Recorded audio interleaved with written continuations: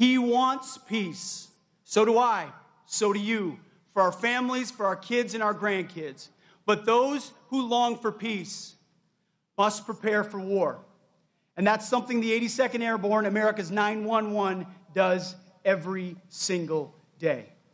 So it's an absolute honor to be your 29th Secretary of Defense. You have my pledge that every single day our focus is on you and your mission and having your back.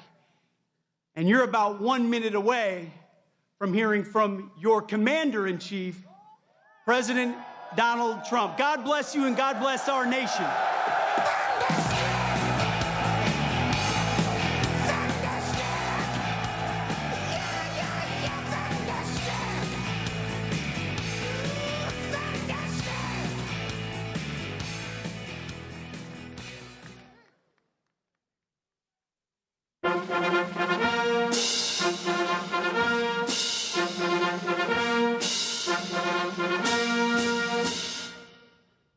Ladies and gentlemen, please welcome your Commander-in-Chief, the 45th and 47th President of the United States, President Donald J. Trump.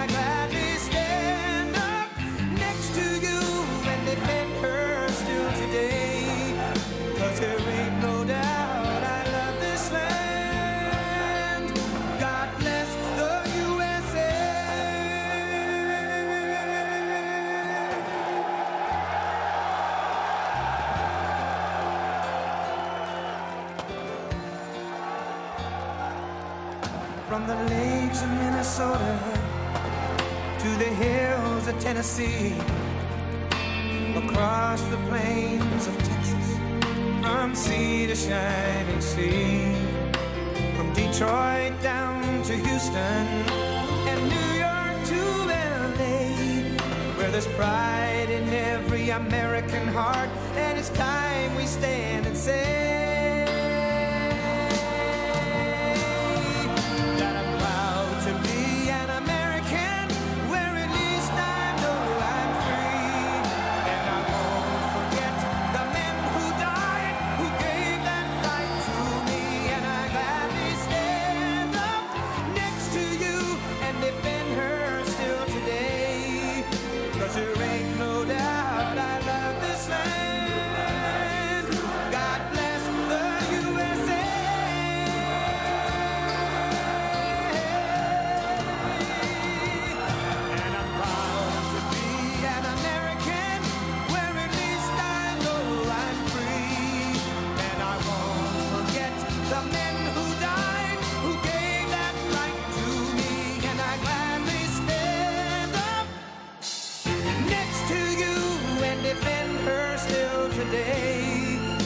there ain't no doubt I love this land. God bless the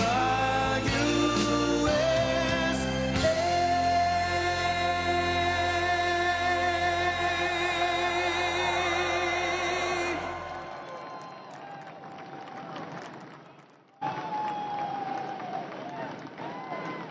We love you, Trump!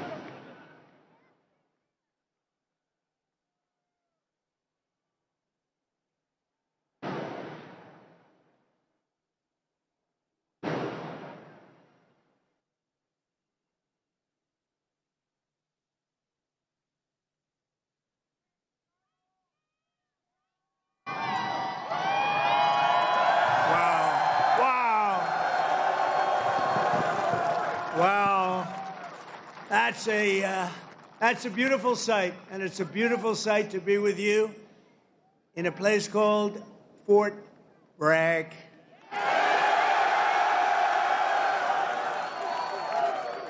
Can you believe they changed that name in the last administration for a little bit?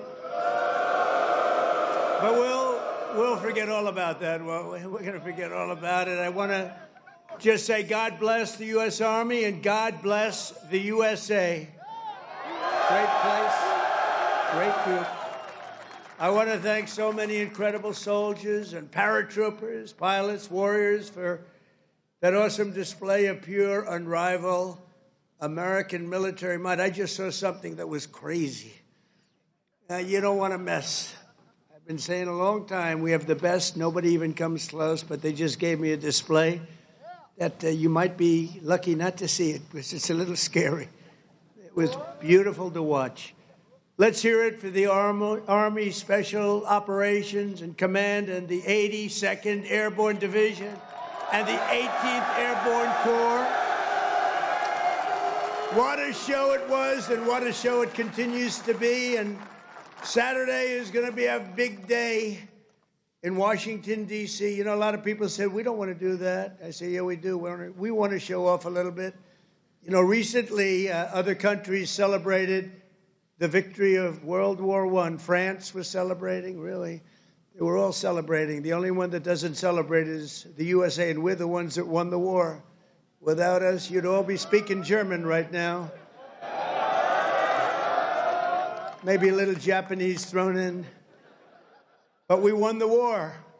And we don't celebrate, but we're going to celebrate on Saturday, and we're going to celebrate from now on. We're going to celebrate our greatness and our achievements. This week we honor 250 years of valor and glory and triumph by the greatest fighting force ever to walk the face of the earth, the United States Army. For 2.5 centuries, our soldiers have marched into the raging fires of battle and obliterated America's enemies. There's never been anything like it. There's never been a force like this.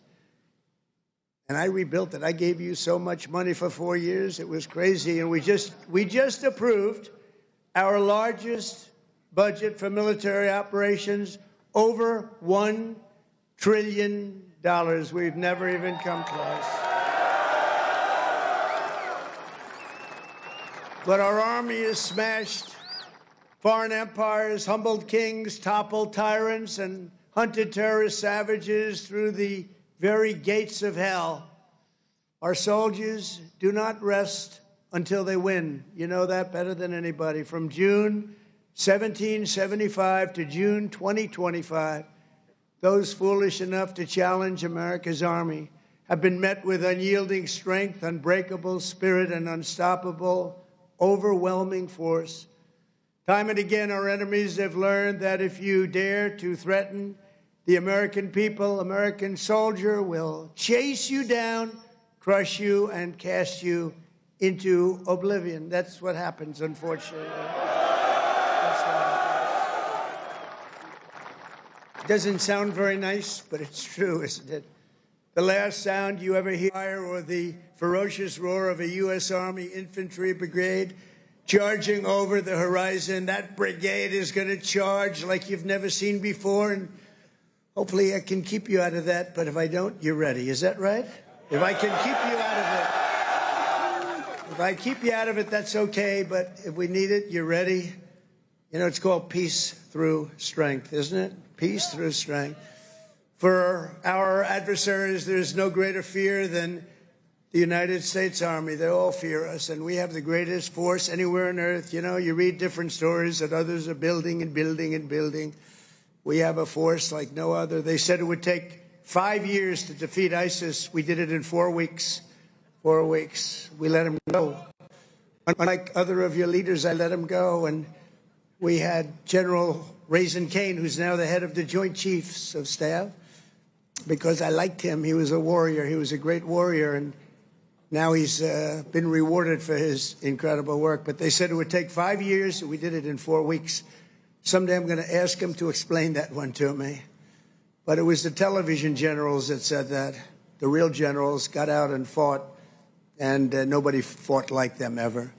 But for the American people, there's no greater pride because you are the righteous sword of American justice and the ultimate shield of American freedom. This week, we remember that we only have a country because we first had an army. The army was first.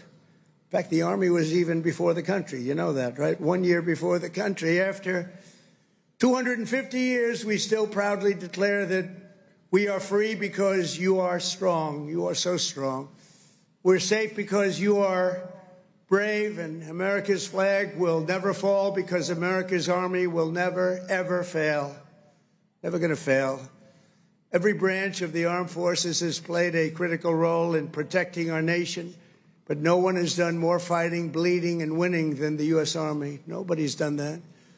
The Army has earned more combat medals and more battle ribbons than any other service, and 70% of all of the medals of honor. We give away medals of honor all the time at the White House to incredibly brave people, but you have 70% of them. Army soldiers, and especially our Army paratroopers, truly go all the way. You know that expression, all the way. It's one of your beautiful expressions.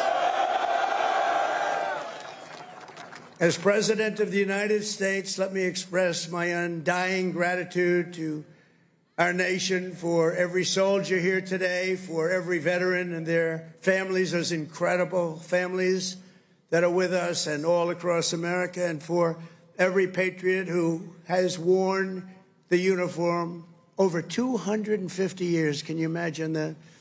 We thank you from the absolute bottom of our hearts. Few places loom larger in Army lore than where we are gathered today. The one and only Fort Bragg. The one and only Fort Bragg.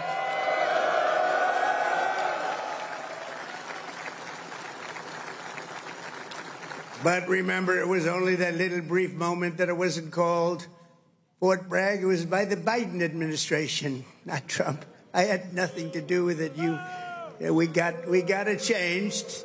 We said, you know, I came here numerous times and everybody, they kept saying Fort Bragg, Fort Bragg. I said, you know, it's not the name, but then I was making a speech. I said, what do you think I should call this place? Call it Fort Bragg. I said, Fort Bragg, how you doing? We won a lot of battles from this place, and that's the way it is. It wasn't even close. When Pete and some of the generals came to see me, I said, not even close, not even close. This is the home of the Green Berets, the Sky Dragons, and the all-American 82nd Airborne. We know what 82nd Airborne Division. This is where the GIs who won the Second World War learned to pack their parachutes and push howitzers and go right into those C-47s with lots of arms and push them right out those big, beautiful doors and wield their bayonets and pry the enemy from the hedgerows of the French countryside. France needed us badly.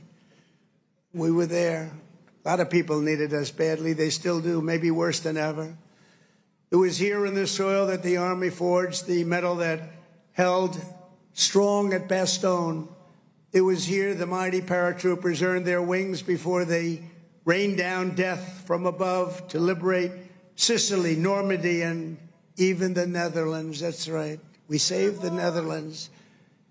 Every inch of this base is steeped in the legacy of those warriors who have said with pride, "Sir, I trained at Fort Bragg, sir." That was pretty cool. And that is why we restored the historic name of this very, very special place. I don't know if it could be the same place. Fort Bragg is in. That's the name. And Fort Bragg, it shall always remain. That's never going to be happening again.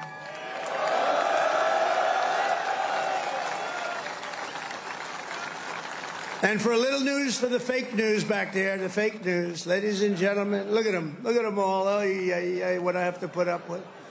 Fake news. What I have to put up with. But they're all right. They've been very nice today. They were impressed with that display, I can tell you that. I think it took them a little by surprise. But for a little breaking news, we are also going to be restoring the names to Fort Pickett, Fort Hood, Fort Gordon, Fort Rucker, Fort Polk, Fort A.P. Hill, and Fort Robert E. Lee. We won a lot of battles out of those forts. It's no time to change. And I'm superstitious. You know, I like to keep it going, right? I'm very superstitious. We want to keep it going. So that's a big story. We just announced that today to you for the first time. They said, why didn't you wait till Saturday? I said, I can't wait. I got to talk to my friends here today. This is a record crowd. You know, you never had a crowd this big. That's an honor. You think this crowd would have showed up for Biden? I don't think so. I don't think so. I don't think so. Maybe I'm wrong. Maybe I'm wrong. I want to thank so many great leaders here today, including Secretary of Defense Pete Hegseth, who's been great. By the way, Pete, thank you. Great. And he went through the wars, you know. Pete went through the wars. He had to get through a very hostile group of people that I think really don't want to see America be great again, maybe, or something. But he persevered, and he got there, and he's doing a fantastic job. Great job, Pete. Thank you very much. Secretary of Veterans Affairs, Doug Collins, a fantastic man. Thank you, Doug. You're doing a great job. Doing a great, great job. Way, way up from the last administration, Veterans Administration. It's way up. You saw the recent poll. The people are happy. They weren't happy a couple of years ago. They were really happy 5 years ago. But it went downhill from there. We did so much. We got you medical. If you had to wait, if you had a delay at all, you go out to see a private doctor. We pay the bill. You take care of it. You don't wait for 6 months and end up getting very sick on something that could have been done with a little shot or a pill. We did that. Then they wanted to drop that. I said, we're not dropping it. But, Doug, I'm proud of you. I just heard some great things. Thank you very much. The Secretary of the Army, a really brilliant young guy, went to Yale. Can't have everything. Top student, Dan Driscoll. Thank you. Thank you, Dan.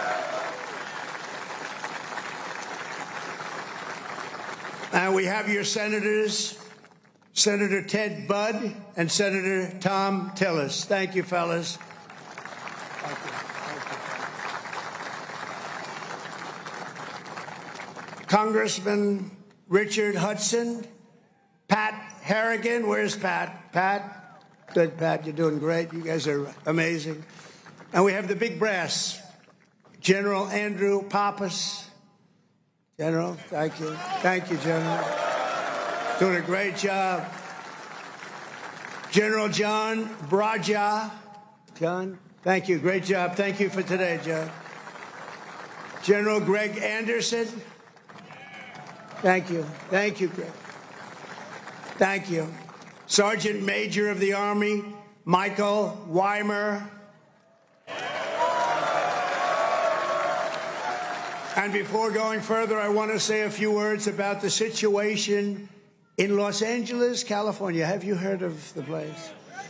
Where I've deployed thousands of National Guard troops and hundreds of Marines to protect federal law enforcement from the attacks of a vicious and violent mob. And some of the radical left, they say, oh, that's not nice. Well, if we didn't do it, there wouldn't be a Los Angeles. It would be burning today, just like their houses were burning a number of months ago. Generations of Army heroes did not shed their blood on distant shores only to watch our country be destroyed by invasion and third world lawlessness here at home, like is happening in California. As Commander-in-Chief, I will not let that happen. It's never going to happen. What you're witnessing in California is a full-blown assault on peace, on public order, and on national sovereignty carried out by rioters bearing foreign flags with the aim of continuing a foreign invasion of our country. We're not going to let that happen. Remember, millions of people were allowed to come into our country totally unchecked and unvetted by stupid people or radical left people or sick people. But regardless, open border policy, the dumbest policy yet, I would say even dumber than men playing in women's sports, transgender for everyone. Even dumber than that, they're hurling bricks and cinder blocks at law enforcement. Did you see they're breaking up the sidewalks and the curbs, breaking it up with big, strong hammers? These guys are professionals. These are not amateurs. They're breaking it up because they took the bricks away from them. They came in with bricks, red bricks, that they could throw at our military and at the police in L.A., who are very good, but they weren't aggressive like our soldiers. Our soldiers really were aggressive, but they all worked together. But they came in with bricks, they were taken away, and they had hammers. Oh, wow, how did that happen? And they're pounding the sidewalk. I said, what the hell is he doing?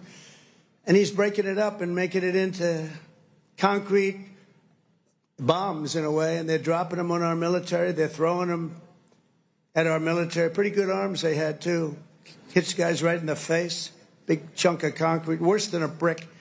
They're taking them up to the bridges, and they're dropping them in the cars that are going by. These are animals. But they proudly carry the flags of other countries, but they don't carry the American flag. They only burn it. Did you see a lot of the flags being burned? They weren't being burned by people from our country or from people that love our country. People that burn the American flag should go to jail for 1 year. That's what they should be doing. 1 year. And we'll see if we can get that done. We're going to try and get that done. We're working with some of your senators. I know Senator Josh Hawley is very much involved. And I know the two senators from here. I think you guys, are you guys in favor of it? Boy, would this be a bad time for them to say no. I got you. I got those 2 votes. The agitators are throwing firebombs, Molotov cocktails, lighting vehicles ablaze. You saw all the cars that were burning, mobbing police officers and ICE officers who are the toughest people you'll ever meet, and they love our country, and they're getting really they want to stomp on them, but they're too tough. They don't allow it. And attempting to infiltrate and occupy federal buildings wearing armor and face shields. The best money can buy, somebody's financing it. We're going to find out through Pam Bondi and Department of Justice who it is. They're already on it. Who's financing all this equipment? Very professional. Under the Trump administration, this anarchy will not stand. We will not allow federal agents to be attacked, and we will not allow an American city to be invaded and conquered by a foreign enemy. And that's what they are. A lot of those people were let in here by the Biden administration. They just poured right in. They came from prisons. They came from jails from all over the world. They came from mental institutions. They were the leaders of gangs. They were drug lords allowed to come into our country. Their countries threw them out. Their countries would bus them or drive them right to our border and say, go in there. You ever come back, we're going to kill you. And we got them, and we're getting them out of here. I want to applaud the courage and the strength of the incredible troops who are right now standing guard to protect federal property and personnel and uphold the supremacy of federal law. That's what they're doing. They're protecting our ICE agents. They're protecting the police in Los Angeles. The head of the police in Los Angeles, a good man. I hear a good man, but he was actually saying we really did need this help. It had gotten away from them. It had long gotten away. And we gave it to them. Not only are these service members defending the honest citizens of California, they're also defending our republic itself. And they are heroes. They're in there, they're heroes. They're fighting for us. They're stopping an invasion just like you'd stop an invasion. The big difference is most of the time when you stop an invasion, they're wearing a uniform. In many ways, it's tougher when they're not wearing a uniform because you don't know exactly who they are. In Los Angeles, the governor of California, the mayor of Los Angeles, they're incompetent, and they paid troublemakers, agitators, and insurrectionists. They're engaged in this willful attempt to nullify federal law and aid the occupation of the city by criminal invaders. That's what it is. They're invaders, no different. Their position is that the rioting will not stop unless ICE withdraws from Los Angeles, and ceases the enforcement of federal immigration law. In other words, they came in here illegally. Many of them came out of prisons and jails, the most heinous people. They came from all over the world. They came from the Congo in Africa. They came from Asia. They came from the prisons of these places. They were put into the United States and allowed to stay here because we had a grossly unfit president who listened to whoever was operating the auto pen. And they allowed these people to stay. And by the way, I've known this guy for a long time. He was never the sharpest bulb.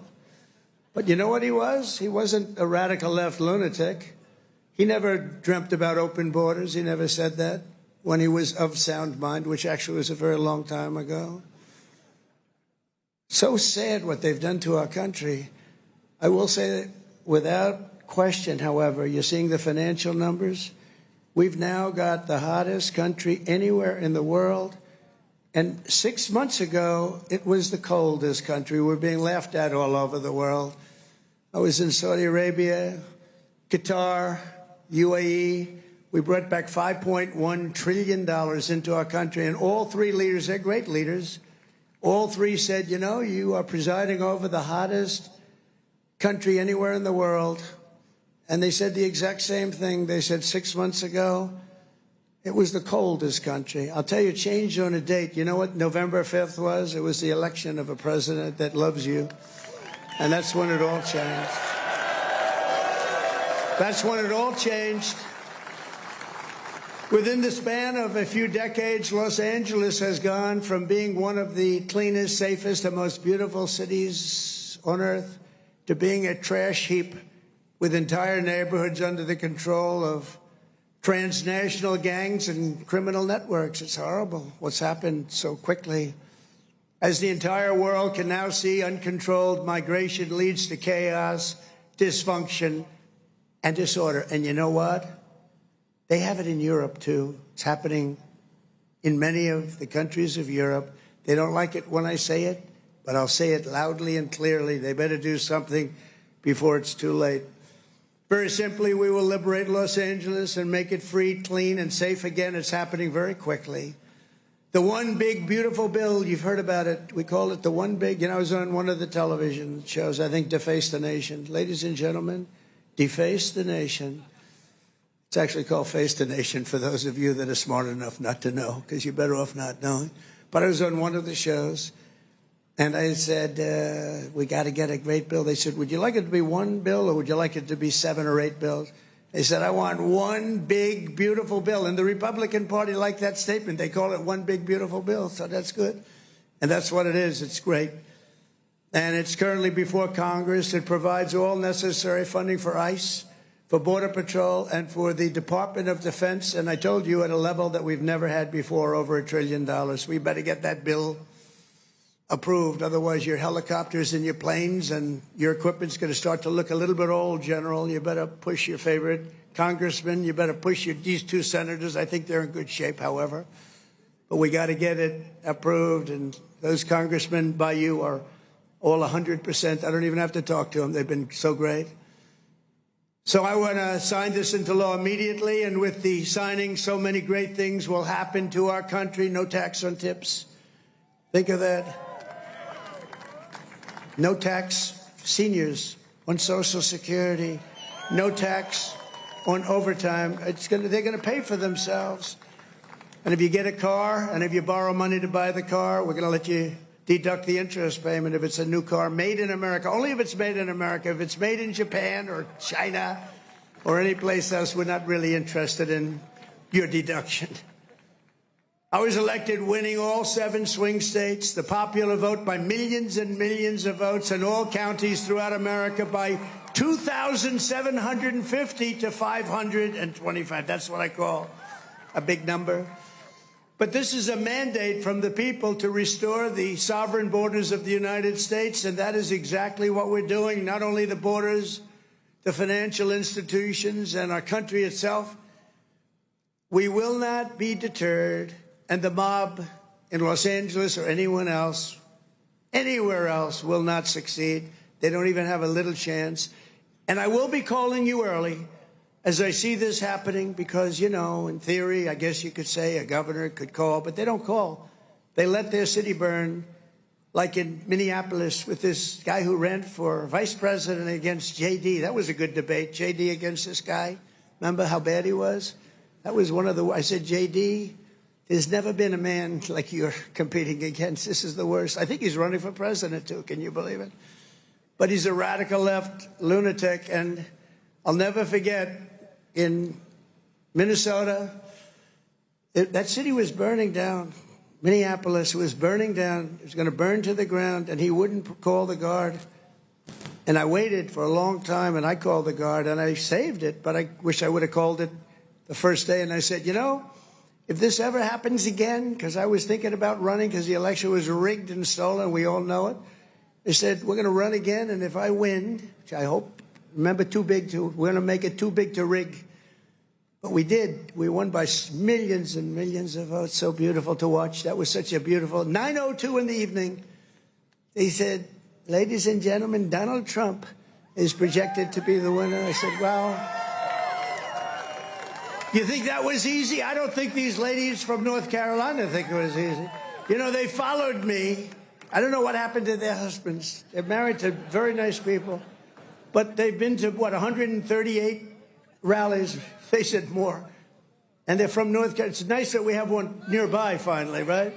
They go all over the country. I don't know what the hell's going on, but they're great. They're North Carolina, beautiful, wonderful woman, and we appreciate it. Like 130 rallies or some crazy number. Are your husbands satisfied with that? Are they okay? Oh, here he is. He showed up. One of them showed up. That's great. Congratulations. Great women, actually. The great patriots. We will use every asset at our disposal to quell the violence and restore law and order right away. We're not going to wait 7 days and 8 days and wait for a governor that's never going to call and watch cities burn. And let me tell you, if we didn't do this, Los Angeles would burn. It would be burning to the ground right now, just like their houses burned to the ground just a few months ago. And the only flag that will wave triumphant over the streets of Los Angeles is the American flag. So help me God. The American flag is the one that's going to wave triumphantly over the streets. And now let's get back to the true reason we're here today, celebrating 250 years of unbreakable Army courage. This week we commemorate not just the starting point in Army history, but a turning point in the history of the world. That's how important it is. When the Continental Congress created the Army and appointed its first commander, named happened to be George Washington. Has anybody heard of him? George Washington. Are you okay, darling? Are you all right? Yeah, take your time, please. Doctor, please. Doctor. Doctor in the house. Thank you. Thank you very much. These are great people. They've been waiting here a long time, General, so, you know, we want to give them all the time they need, right? Thank you very much.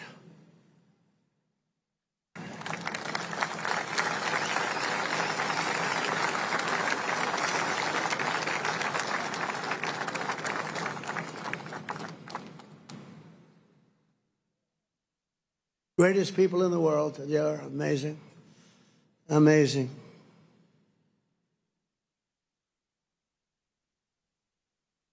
Oh, good. Thank you very much. Thank you.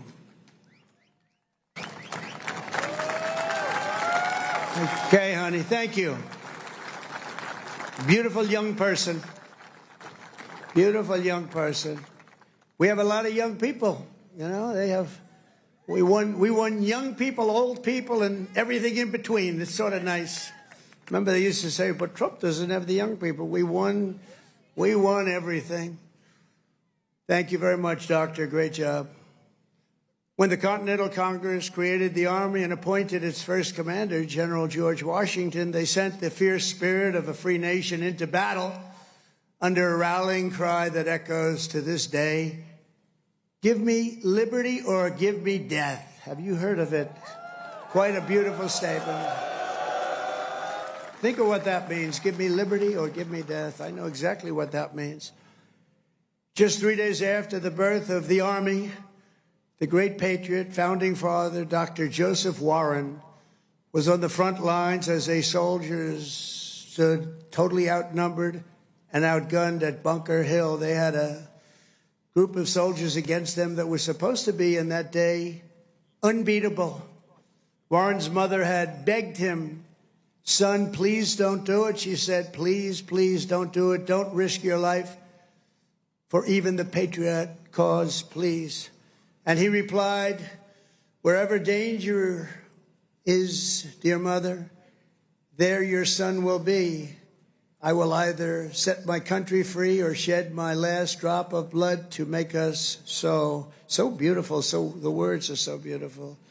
At Bunker Hill, Warren kept his vow, fighting and fighting and fighting and loving his country until he fell, drenched in blood, and gave his life at the very young age of 34. Exactly 250 years later, we are joined by Dr. Warren's great-great-great-great-great-grandson, and it's 7 generations down, and now an Iraq war veteran, retired Army specialist, Scott Warren, is here with his daughter, Sergeant E5 Carrington Sanders of Fort Irwin. I want to just, where are you? Where would you be in this big crowd? Thank you very much. What an honor. What an honor. You look great, too, by the way. You really look great. Thank you very much. What a great family. But you carry in your veins the love and devotion of a martyr for American liberty. Please stand. Just put that hand up once more for the people, because they want. Thank you very much. You're looking good. Looking good. Good genes. Good genetics. Thank you both. Thank you very much. The life of a soldier is not just a job. It's a calling and a sacred tradition passed down from father to son, brother to sister, and one generation to the next. At every hour of danger, our noblest citizens have answered that call, kissed their loved ones goodbye, and run to the sound of guns. You run to the sound of guns. You're running right into them. You're going to win. When the British tried to reconquer our young nation in 1812, 1,000 Americans at Fort McHenry fought off a British invasion fleet, 5,000 strong. They say it was unstoppable. Lieutenant Francis Scott Key, you all heard the name, watched from Baltimore Harbor as the Army kept Old Glory flying high. Many people died. Deeply inspired, he wrote a poem in tribute to Army courage and American pride, known today as the Star-Spangled Banner, or our national anthem. Great. 8 generations later, we're joined by a descendant of Francis Scott Key, who has spent 2 decades in uniform, Major Kyle Key of Army National Guard fame. Please, Major, where are you, Major? Thank you. Thank you. Looking good, too. What's going on here? These guys they all come from a very fine strain of blood. That's great genetics is right. Thank you both very much. Major Key, thank you for helping to keep this incredible land of ours free and the home of the brave, and that's what it was. Through the decades that followed, the Army conquered the great frontier, won the war that restored our nation and broke forever the chains of slavery. A generation later, the Army's Rough Riders stormed up San Juan Hill with Colonel Theodore Roosevelt and swept the last foreign empire from the American hemisphere, forever swept. In World War I, our doughboys fought bravely in the Valley of the Marne and in the Argonne. There in 1918, a devout Tennessee Christian named Alvin York, you know that name, charged across an open field towards the German machine guns. They were firing at levels at that time that nobody had ever seen before. They were knocking down everything in their way, including giant trees were coming down. The enemy mowed down more than half of his platoon almost immediately. The platoon was going down like nobody's ever thought possible. But York pressed on into the jaws of death. He slayed German after German and returned with 132 prisoners from behind the enemy lines. And he had the option of killing them, and he didn't want to do that. And that's okay, isn't it, right? It's okay. But he brought 132 back. And his actions and the actions of that great day, that crazy but great day, Sergeant York earned the Congressional Medal of Honor and became one of the most famed and decorated heroes of the First World War. Very famous, actually, because of the movie that was made. And we're joined today by Sergeant York's grandson, Army Colonel Gerald York. Gerald? Thank you. Thank you, Gerald. Thank you very much. Great honor to have you. Thank you, Gerald. At his grandfather's funeral in 1964, Gerald was told by the command sergeant major of Fort Bragg that it was about time he joined the Army. And he volunteered for combat in Vietnam and gave the Army 31 of his best years. No, I think your best years are right now. You look very good. Your best years are right now. Keep it going. But Colonel York, we salute you. We salute your family and the fame and the bravery of your family. Thank you very much. Appreciate you being here.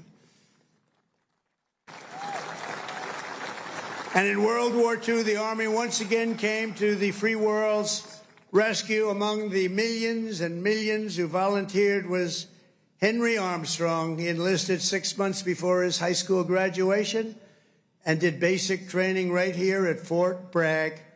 By the next year, he was in Normandy. He fought his way across France as part of Patton's Third Army, crossed the Rhine into the heart of Germany, and helped liberate a Nazi concentration camp. He was a brave person. Command Sergeant Major Henry Armstrong is here with us today. He's 100 years old, a veteran of numerous World War II battles, and 41 years in the Army.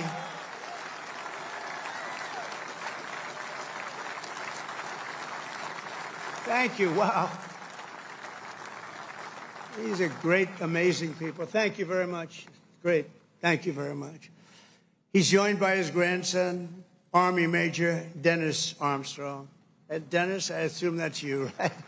Thank you, Dennis. And Dennis's wife, Captain Shelley Armstrong. They love the military, and they love our country. Thank you very much. Shelley, thank you very much. Appreciate it. And their son, Tanner. Where's Tanner?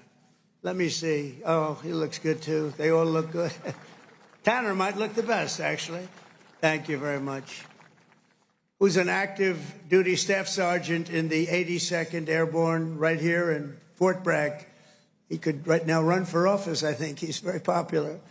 In Korea, our warriors held the front line in the battle against communism and liberated millions and millions into the light of freedom. To Vietnam, we sent some of the toughest men who ever wore army boots, an olive drab. One of them was Joe Marm of Pennsylvania. He was 23 years old when his platoon was ordered to rescue soldiers surrounded by the enemy in the Battle of Ia Drang. Lieutenant Marm charged into heavy fire, killing 4 enemy soldiers in the brush before sprinting across 40 yards of open field. His teammates could not believe he was doing it, actually, they said. He then tossed a grenade that killed 8 Viet Cong gunners, plunged into the trenches and killed still more before being shot in the jaw, badly in the jaw. He successfully cleared the way for his men to save their stranded comrades, and frankly, for his men to save their own lives. He was unbelievable. For his exceptional bravery, Lieutenant Marm received the Congressional Medal of Honor and retired as an Army colonel after 30 years of service. Colonel Marm is here today with his 2 sons, Will and Walter, both Army Rangers. What a great family legacy. Please stand up.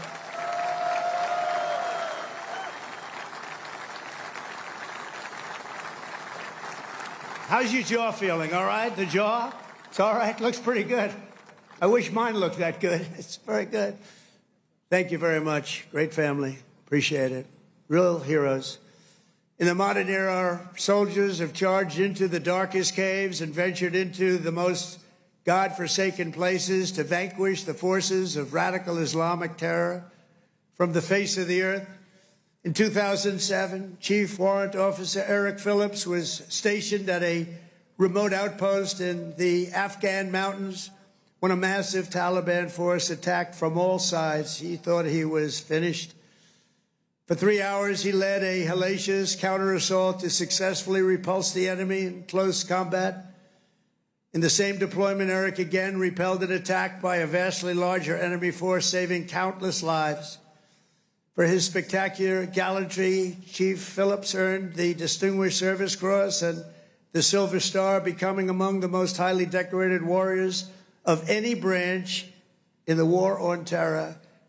Actually, he is the most decorated, and it's not even that close. Many, many battles, many, many medals. And he's with us today, Chief Phillips. You did us all proud. Please stand up, Chief Phillips. Thank you. Thank you very much. Thank you. You are Army strong. Thank you very much, Chief. From the American Revolution until today, the story of the Army is the tale of an unbroken chain of American patriots who gave all they had for this country. It is the saga of epic men like Washington and Jackson, Grant and Custer, Pershing and Eisenhower, Patton and MacArthur, Wild Bill Donovan, and the great General William Yarborough, father of the Green Berets. You know that, the Green Berets? You know that? William Yarborough. It's the story of fabled units like the Old Guard, the Iron Brigade, the Big Red One, the Buffalo Soldiers, the Harlem Hellfighters, the Tuskegee Airmen, the Screaming Eagles, and George Patton's Hell on Wheels. They called it Hell on Wheels. When he was after you, it was not good. The weapons of war have changed with every generation, but the unflinching loyalty of the American soldier has always remained the same. The Army has always stayed true to its motto, this we'll defend. You know that. This we'll defend. Army warriors who have laid down their lives for America rest by the thousands in the sacred soil of Arlington and Gettysburg, Anzio and Manila, and to far-off places known only to God. We owe everything to them. Today we renew our devotion to the cause of liberty for which they so selflessly lived and fought and so bravely died.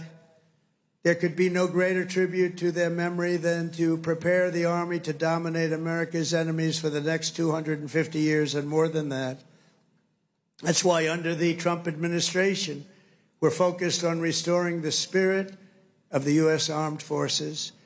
No soldier ever volunteered for the Army to be lectured about transgender diversity or inclusion. You don't want to hear that. Transgender for everybody. We don't do that. America's patriots joined the Army to kick down doors, storm beaches, kill terrorists, and win America's wars. That's what we want. And that's what you want.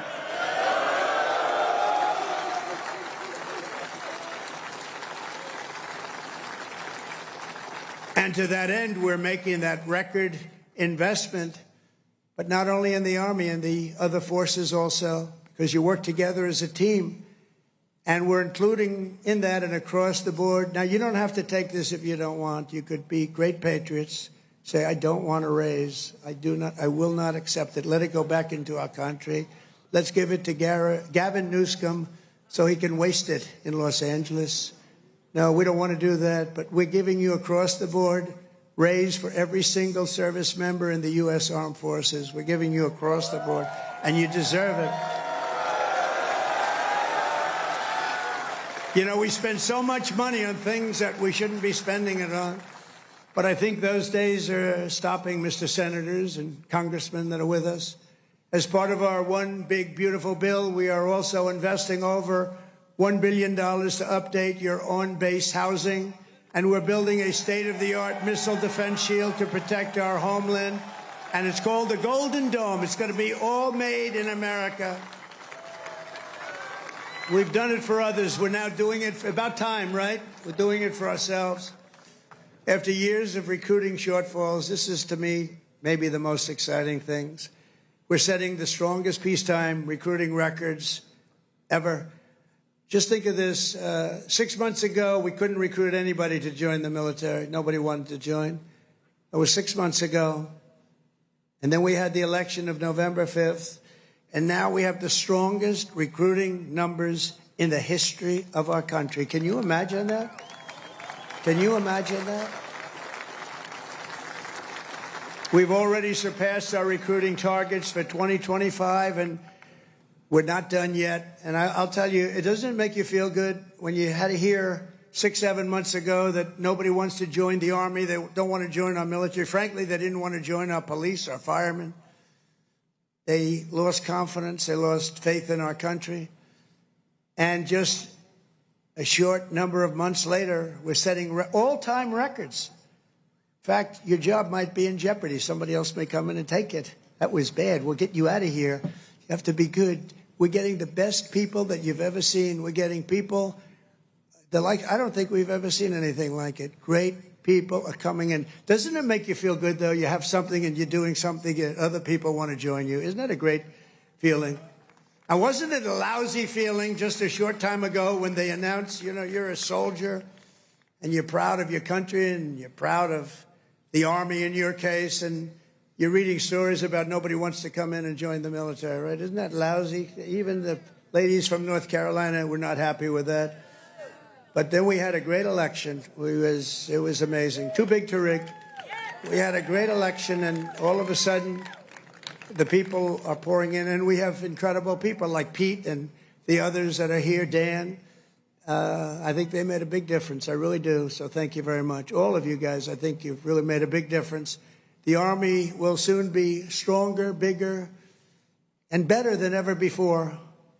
And every new soldier that joins our ranks will kindle the same fighting spirit exemplified by the likes of Sergeant Major Jim Schmidt, who's no longer with us. At 15 years old, after lying about his age, because he wanted to get in so badly, Jim trained at Fort Bragg to fight in World War II.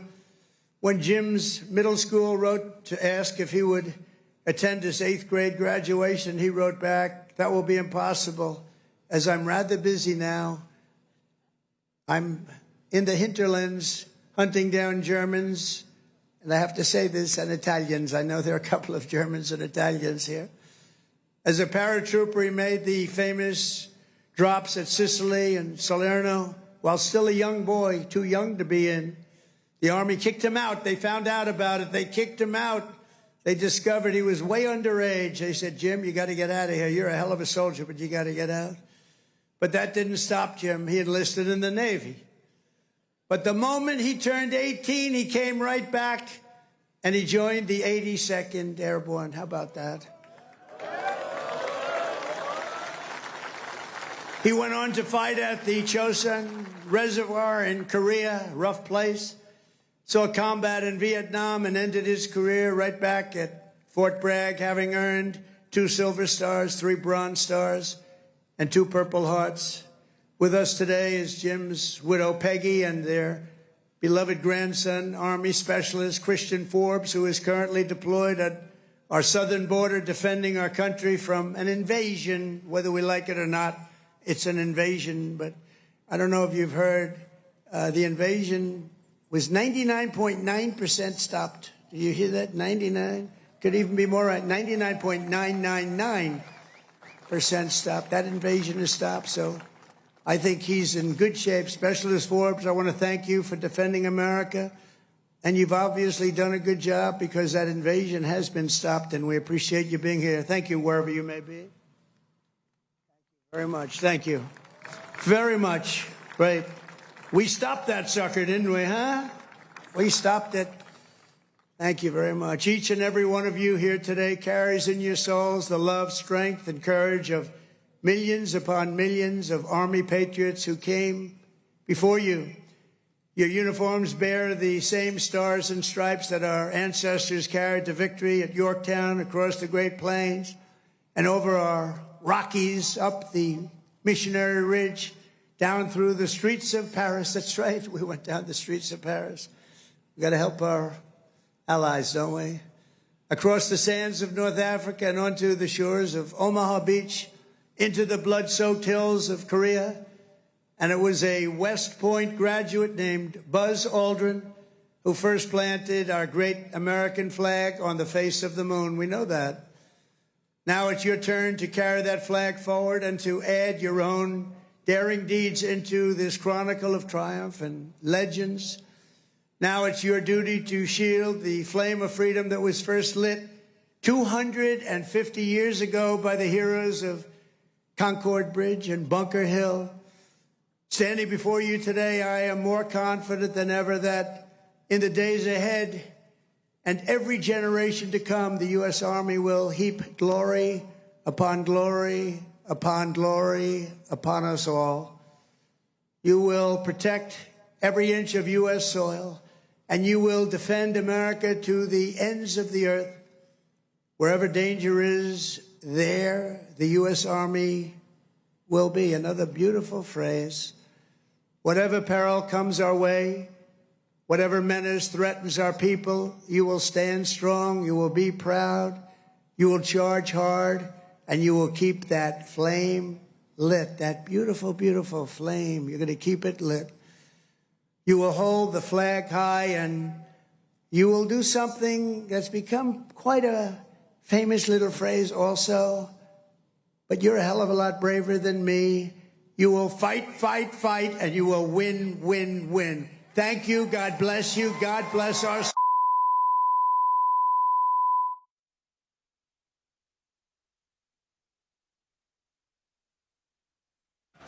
All right, you just heard from President Trump speaking at Fort Bragg, North Carolina, as he marks the Army's 250th birthday. The president said he's proud to back our service members, and he thanked them for protecting our country. Trump said the nation is pumping $1 trillion into our military to make sure warriors have everything they need to protect our great nation and have raises. In 2023, the Biden administration renamed Fort Bragg to Fort Liberty, you'll remember, but under the Trump administration now, it was renamed back to its original namesake. Prior to the president taking the stage, we heard from Department of Defense Secretary Pete Hegseth, who said this administration has 3 priorities. They're restoring the warrior ethos, getting back to the basics, rebuilding the military by providing them the best equipment, and finally reestablishing deterrence, maintaining peace through strength. The president also addressed the riots in Los Angeles, saying his administration will continue to protect Angelenos. And California Governor Gavin Newsom is taking emergency legal action now against One America News Network, your source for credible, honest, unbiased reporting from around the world, has just launched a live, 24/7, 365 days a year uninterrupted cable feed on YouTube. And it's only $5.99 per month. Now you can watch One America News Network live, anytime, anywhere in the world. Go to our YouTube page and click here to become a member today. One America News Network, your source for credible, honest, unbiased reporting from around the world, has just launched a live, 24/7, 365 days a year uninterrupted cable feed on YouTube. And it's only $5.99 per month. Now you can watch One America News Network live, anytime, anywhere in the world. Go to our YouTube page and click here to become a member today. One America News Network, your source for credible, honest,